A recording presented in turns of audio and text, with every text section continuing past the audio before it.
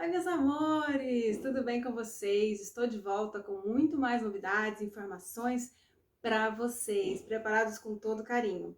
O assunto de hoje é história, que vocês amam ver por aqui, que eu sei, né? É um assunto que eu amo também, então bora lá. Hoje nós vamos conhecer um pouquinho da história da roupa para o trabalho. Como é que surgiu tudo isso? Como é que se formou essa espécie de uniforme que nos guia na hora de pensar na imagem profissional, né? Então, como vocês já sabem, eu aproveito para convidar vocês a conhecerem mais novidades também no meu Insta, no Moreira Consultoria, onde eu falo muito de imagem pessoal, mas de um jeito diferente, onde eu trago toda a minha bagagem também de história da moda, de comportamento, de moda, né, relacionada à imagem. Então tem muita coisa rolando por lá. Então quem não está me acompanhando ainda pelo Insta, que me vê só por aqui, vai para lá também, tá? Que são duas linhas completamente diferentes, mas que se complementam. Então, bora comigo. Hoje nós vamos entender toda essa trajetória. How far can we get if we sail a little bit high?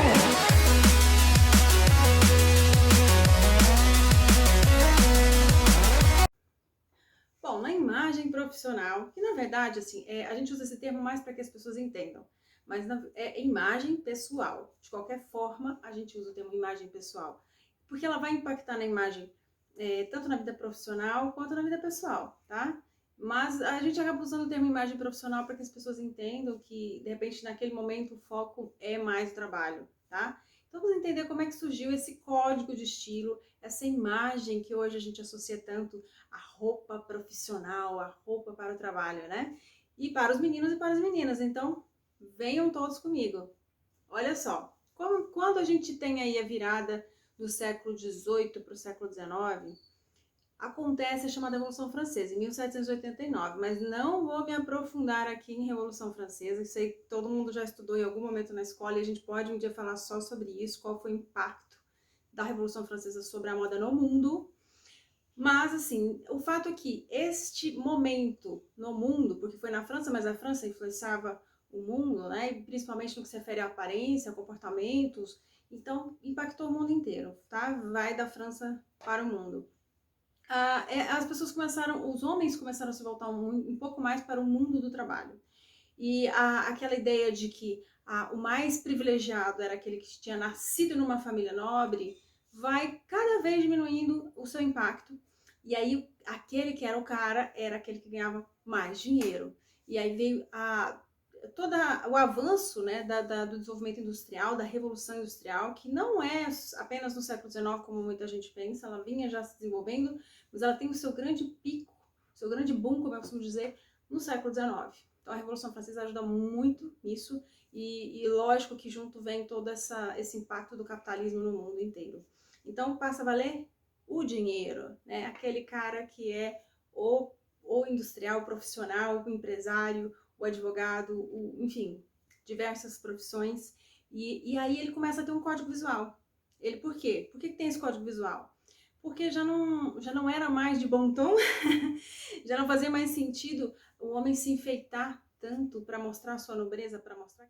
Então ele começa a tirar os excessos, e começa a ter a vestimenta simplificada, usando apenas o quê? Um calção inicialmente, né, logo abaixo dos joelhos, e um paletó bem sóbrio, mas com um colete por dentro, com uma gravata muito bem elaborada, muito bem composta. E a sua esposa, por outro lado, é que começa a carregar os símbolos da riqueza da família, tá? Então, assim, a mulher, ela passa a ter essa função de, já que o homem já não era mais interessante ele se enfeitar para mostrar poder, ele tinha que mostrar que ele era um bom profissional, que ele era elegante, educado, a mulher, ela tinha que mostrar esse poder da família, e do marido, do pai, enfim. Então, ela usava uma boa joia, ela usava, depois, mais no avançar do século XIX, ela começa a usar vestidos um pouco mais elaborados, com mais volume. Quanto mais volume, como no período vitoriano, por exemplo, vocês vão ver um exemplo aí, quanto maior a saia, com o uso da chamada crinolina, mais ela demonstrava esse poder. Mas não é nosso assunto aqui hoje, nosso assunto é roupa de trabalho. Então esse homem foi ficando cada vez mais sóbrio, e esse terno e gravata que nós conhecemos até hoje, até vamos entender uma diferença. Existe o terno, que tem que tem o colete, tá? Paletó, colete e calça com a gravata. E tem o costume, que é sem o colete. E aí a gente acabou chamando tudo de terno, tá? Mas só para vocês entenderem bem aí a diferença. Então foi ficando cada vez mais sóbrio, e isso se estendeu durante muito tempo. Mas aí a mulher, onde é que fica nessa história?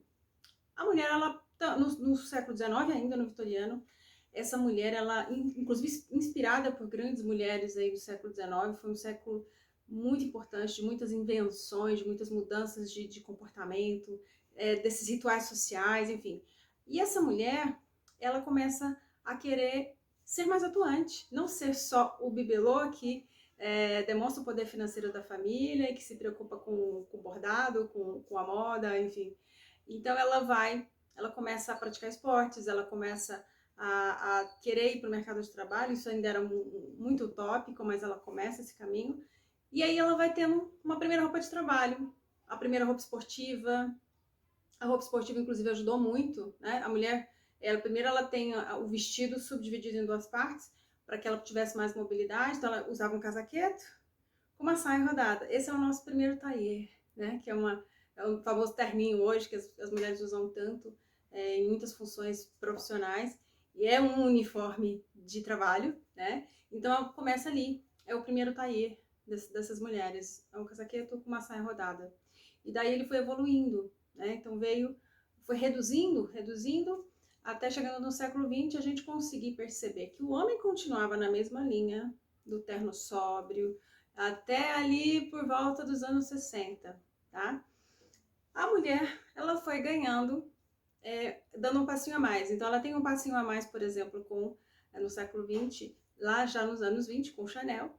Mademoiselle Chanel traz uma revolução aí para o traje de trabalho, para esse traje prático do dia a dia que a mulher tanto queria, tanto precisava.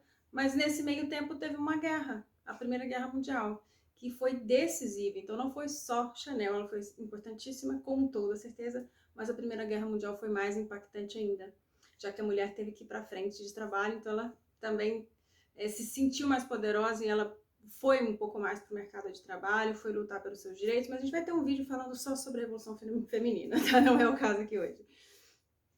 Uma fase muito importante foi nos anos 60, com a influência dos Beatles e com criadores fantásticos como Pierre Cardin, que revolucionaram esse traje de trabalho e esse paletó, né, que nós conhecemos, não só o terno, mas o costume. Então a gente sai um pouco até dessa formação em 3 peças. E os terninhos criados para os Beatles pelo Pierre Cardin se tornaram a grande revolução do traje, no traje formal masculino, inclusive tirando a gola do paletó, que era uma das coisas mais importantes nessa estrutura. Então foi uma das... E as calças mais curtas, mais afuniladas, que são uma referência até os dias de hoje. Tá? Daí que vem essas calças curtinhas e mais justas que os homens estão usando, inclusive com botinhas de cano alto, que era uma outra revolução na composição que vem aí dessa moda londrina. Mas aí, o que acontece lá? Vamos dar um salto lá para os anos 70. Nos anos 70, a gente tem já um traje para o homem um pouco mais extravagante, um pouco mais livre, né? Que é a cara da década. E a gente tem para a mulher já um traje que imita um pouco mais o traje masculino, tá?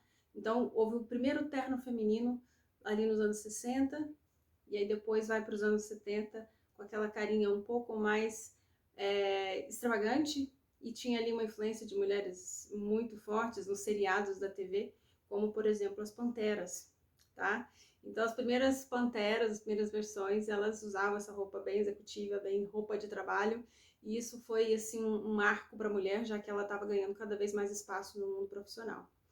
E aí nos anos 80, a gente tem o homem já com aquele terno que é bem a cara do que a gente conhece até hoje, mas assim, bem largo, bem over, com ombros largos, que era um ícone da época. E a mulher, ela cada vez tinha seu espaço mais consolidado, e cada vez mais esse uniforme de alfaiataria era forte, era importante, então, mas era masculinizado, para que ela mostrasse esse embate, né?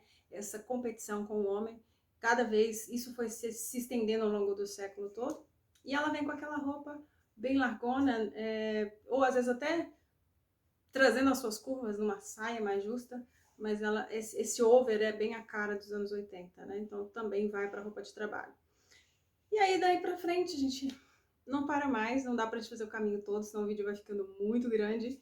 Mas diz aí se você gostou, se quiserem que eu fale mais sobre esse assunto. E tem muito assunto ainda aí, tá? Eu vou voltar falando sobre isso, mas me fala o que você achou e o que você quer ver mais por aqui, tá? Me acompanha lá no Insta também, Lu Moreira Consultoria. Deixa o seu gostei. Se você não tá inscrito, se inscreva. Clica no sininho e vamos comigo que tem muito mais. Um grande beijo para vocês e até a próxima.